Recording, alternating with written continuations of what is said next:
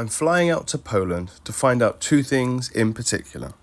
I want to see the rich culture that the country offers, but also to put to rest who really drinks more, the English or the Polish. Go! Literally. No, You're just the only go! one. You're the only one. Just go! No, I'm not the only one. You You're idiot. literally the only one. You are yourself drunk. You idiot. Yes, but I'm not drinking. Growing up in the UK, I've always been around Polish people. So many, in fact, I believe that Poland must have been a city up north. You see, the drunk Liverpudlian accent matches the Polish dialect like a perfect circle on the Venn diagram. And I've always heard great things about their motherland, so I had to experience it, especially in the age of reform. I thought it was very poignant to do this, right? And also Auschwitz is up there, the not so great side of it. But to understand the people, you must understand their history and their culture. I have 6 days to get to the bottom of this, and I'll be visiting Warsaw, Kielce, and Krakow.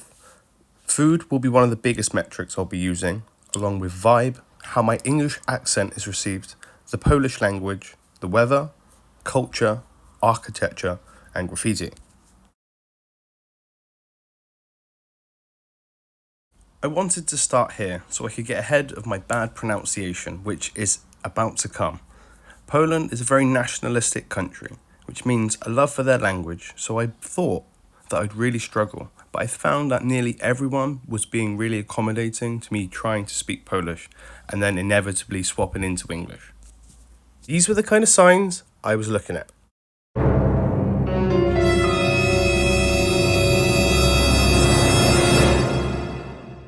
The shopkeepers and the restaurant staff were all laughing, in a nice way, at me trying to say literally anything. I did learn to say, dzień dobry, poproszę zapiekankę I pierogi? Dziękuję. So like, I can order some food, essentially. You're going to see these foods shortly as well, don't worry. So it doesn't have to be the kind of Paris vibe, where if you incorrectly pronounce croissant, then they start revoking your visa. Joe, ketchup. Mais t'es dégueulasse, frère, on met pas du ketchup sur un croissant. C'est dégueulasse, tu me dégoûtes. C'est quoi ça? On met pas du ketchup dans du croissant, t'es sérieux? Traveling with someone whom is Polish was very handy. So Gatsu would be my Google Translate. And I must have asked him the same thing 100 times, but he had the patience of a saint. And yeah, CBD is completely illegal in Poland. That's why you keep seeing it in the video. It was so unusual to just see it in the train station. There might be times when you see me smoking something which looks like a particular Bob Marley kind of cigarette, but I can assure you, Mr. Officer, it was only ever CBD. I would never kind of go the other way with it. I would only want to be a good person. Zapiekanka. This is the zapiekanka. It's kind of like a long pizza, fresh bread, mushrooms, cheese. You kind of choose your toppings. So goddamn good. So you have bakeries, which are the piekarnia, and you also have like cakeries, cake shops, which is the sukielnia, which I think I'm getting right, but they're absolutely everywhere. And as a baker, I love to see it. All of these places have a huge emphasis on freshly cooked and baked everything. People don't buy from frozen, and there are countless little places where the owner has been frying pumpkin, which are donuts, all their life. Floured, covered 50-year-old men is how Gatsu remembers these people. And also the Yuga Jinkai with the fresh forest berries. Fambo, you don't know what you're missing. Get out to Kielce and give it a go. But take note, this water bottle in front of you, remember what it looks like. If you don't like sparkling water or something I'm learning about, mineral water, believe me, just get this brand. Oh dear Lord, I kept getting this absolute explosion in my mouth from these sparkling waters. What's absolutely dope is that they serve food on trains, and I'm not talking sandwiches, they serve hot food. So here's your pierogi, which again, people say that it started in Poland. It came from the east, obviously, as a dumpling, but Poland has made it its own, and it's a damn good food. Kotlet schwabowe, which is next. This is a tenderized piece of pork. It's a pork chop that's been breaded and fried, along with a separate dish, pomidorowata. Get ready for this next one. Okay, so żurek is the soup, and we have plawik parwewinskiego, I think, and hands down, these are my favourite dishes. The żurek is a soup, really nice, but this potato pancake covered with goulash, oh my god, honestly, I could eat that every single day. Yeah, plawik parwewinskiego, I think. I really do. So in the Science Centre, there was this really nice buffet. And it kind of consisted of everything. And even in buffet form, I found everything to be really tasty, really nice. Especially this crepe with cottage cheese in the middle. Oh my God, it do be busting. And one of the final dishes, I can't find it in Polish, but it's like a cold beet soup with mashed potatoes and dill. Again, so good, so good. I found Poland to be very welcoming, at least from my anecdotal experience. Great public transportation and really cheap too. To travel from city to city is roughly £8. Warsaw has trains, taxis, trams, Ubers, a metro, rent-a-bikes, plus it's mostly flat. Plenty of nature to balance everything out, and the glass, the steel and the concrete is, like I said, it's really evened with the nature. Even me, a city boy, who, does love the glass, steel and concrete, was appreciating the natural side of things. And if you didn't know, Warsaw is huge. It's not quite Greater London, but it's twice the size as Birmingham, and it's 10 times cleaner too. There is an old city, which is a very pretty place full of loads of eateries and police harassing people. The city square has a pride flag in it, and in the centre, where the flag is, it really did confuse me because I heard that Poland was like a tough place for gay people, but seeing the flag and this bench, it confirms that Poland is gay now. But yeah, jokes aside, it's great whenever I see a country showing support for its minorities, and especially groups that have been persecuted in the past. Big shout out. What's wrong? You've never thought of chasing a shot of vodka with a piece of pickle? Well, I tell you what, there I was in Poland, chilling, and I got presented this thing, and it fucking really does work. It's better than Coca lemonade. It's better for the stomach as well. There's something really special about doing this, honestly. I'm not saying pull the fucking pickle out of a McDonald's burger and give it a go, but like get yourself some good Polish pickle and give it a try. Because it's definitely a point of their culture to be chasing vodka with your pickle. And to answer my earlier question, who drinks more, the English or the Polish? Wow.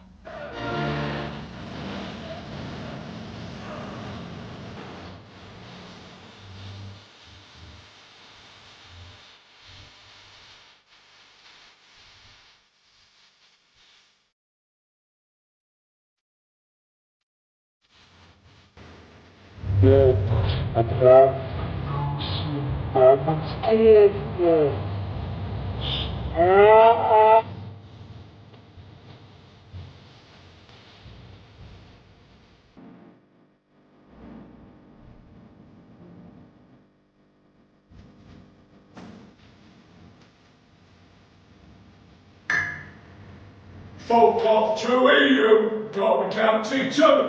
Folk off to EU, Derby County 2. There is more to Poland than drinking alcohol. There are drugs too, but I don't take them anymore. The proximity to nature and the natural world leads a lot of people to spend time out in there, with the state creating a lot of different nature reserves and for a big focus on the protection of their greenery. I was told that during COVID, the police would even patrol the forest looking for people. And they pay a lot of respects to their old patrons of the country. So here we are in the Nicholas Copernicus Centre. You have a lot of references to Marie Curie as well. Chopin is on the airport in Warsaw.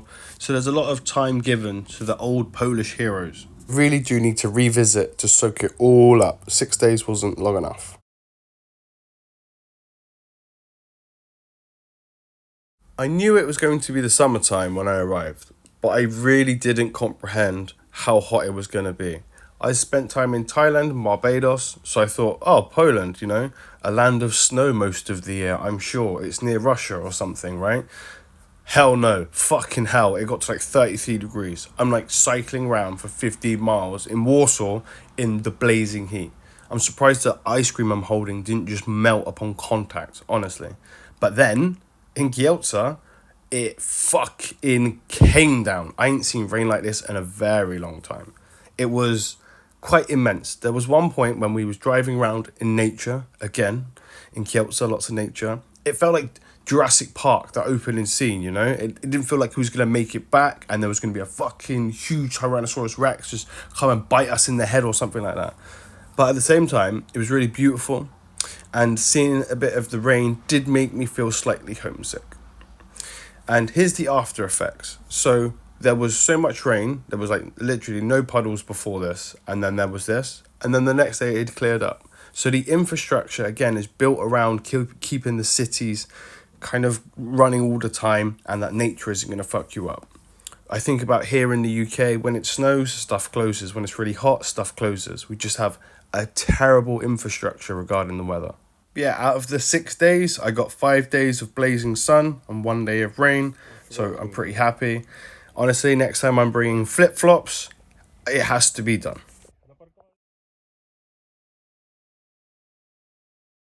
So in Poland, graffiti and football culture have both mixed perfectly. So you've got a lot of football supporters, which call themselves ultras, like really fanatical fans basically, that go around spraying their team's name everywhere they can. And it's very interesting to see because you don't necessarily get that here, you know? Would it be good? Would it be bad if you had like Manchester bombing Liverpool and Liverpool bombing Man and all that? But yeah, it would be interesting. And you get a lot of people crossing each other out, you know, and then writing the teams, as you can see. That was in Kielce, and then now we're in Warsaw. Legii is the team here. And again, that was absolutely everywhere. I didn't really film how much there was. So here we have a message with the police in it. I can't imagine it's like support all police, let's say. Now this is the kind of thing I thought I'd see more. Someone's wrote radical queer. And then on top of it, it's been sticker bombed by people essentially saying like, it's never too late to repent, or, you know, come and convert now kind of vibe. But then we have a Nazi that's been lined out and told to fuck off. So it really does have a good balance within the graffiti scene. And here's a message to a politician. I'm unsure of the context, but this has got to be my favourite piece I've just seen everywhere. The 360 degrees of fuck you, followed by something massively immature and very Discordy, you know? Now to something quite impressive. So we've got no repel graffiti in Bristol, where people, if you don't know, people have realised that so much building space is wasted by going horizontally. If you go vertically, you can create so much more space. And there's been a lot of push forward with this kind of manoeuvring. Running out of space in the city? Well, modern problems require modern solutions. Get yourself a rappel and abseil down the building, baby. So not everything went to plan. I missed out on the Uprising Museum, being it was closed. The shopping in Warsaw didn't happen because we skipped a day. I missed out on museums and galleries around the place. I did view some, but I wanted to hit some more, let's say. I didn't even get to Krakow at all. And of course, I missed Auschwitz. And as a avid restaurateur, I didn't get to do the evening meals in restaurants. But in exchange, I did meet some absolutely wonderful people instead. And I had it backwards in the earlier on. To understand the history and culture, you need to understand the people. Now, and that's what I did get. The Polish spirit is a thing to be admired. The cultural shocks of not being offered to go, you know, here you go, you can go in front of me, or the lack of queuing, the jaywalking being illegal, not being able to drink on the streets, the severity of weed punishments, there was something to know. But I still had a hella fun trip, meeting all these folks that I hope to know for a very long time. Big shout out to Gatsu for showing me around his homeland. It's been a real. And yeah, it was really weird. This is the closest I've ever been to an active war zone as well.